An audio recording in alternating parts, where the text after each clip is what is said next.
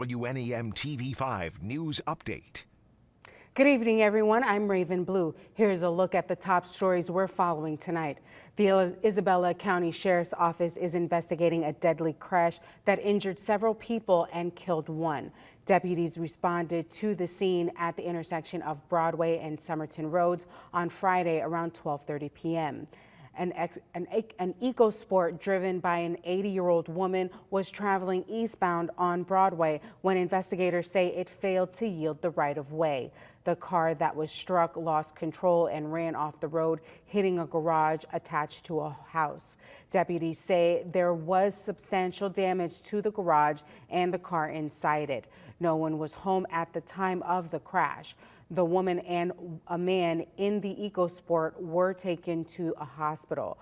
Once at the emergency room, the 81-year-old man had a cardiac episode and died. The driver of the car, a 19-year-old woman from Beaverton, sustained minor injuries. State police are investigating several traffic crashes that closed northbound I-75 near M13 on Friday. The first crash happened when a car towing a dune buggy hit a pickup truck.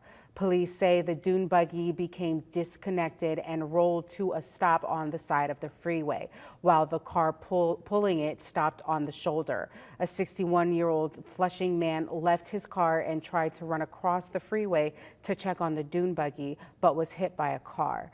Investigators say the man sustained fatal injuries. No one else was hurt. While the freeway was closed for that investigation, state police say a car hit a parked MDOT plow truck. They say a 60-year-old Gladwin man failed to stop or slow down for the scene when he struck the truck at nearly 70 miles per hour.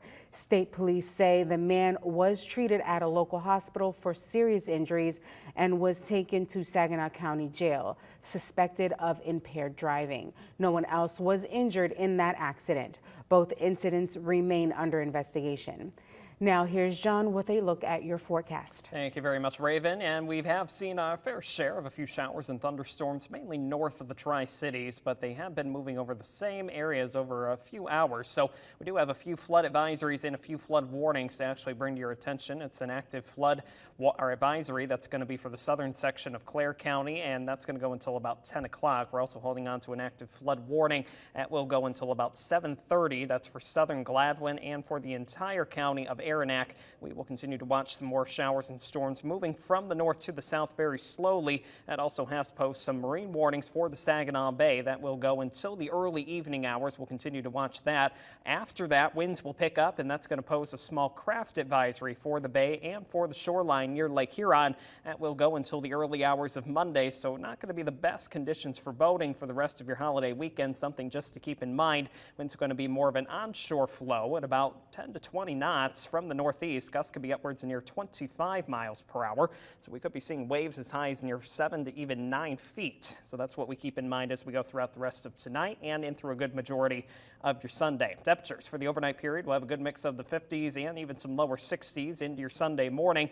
Here's a look at our Sunday. Temperature's going to be a little bit cooler behind a passing cold front. I think we'll talk some upper 60s north of the bay. Could have some low 70s the further south you go. And there still could be a few lingering showers. Can't completely rule it out. I think we got a good mix of sun and clouds if you're not seeing any rain showers for tomorrow. Winds will keep you from the northeast at about 5 to 15. There's a look at our Labor Day forecast as we're going into your Monday. I think we will have overall dry conditions, a few more clouds to work with there. Temperatures still hanging out in the mid 70s. As we go into the next 7, you do got some more sunshine, it looks like, on the way, and temperatures get a little bit more of a boost too by mid next week. We'll talk some low to mid 80s as we're going throughout Tuesday into next Wednesday. In the First Warn 5 Weather Center, I'm meteorologist John Gross.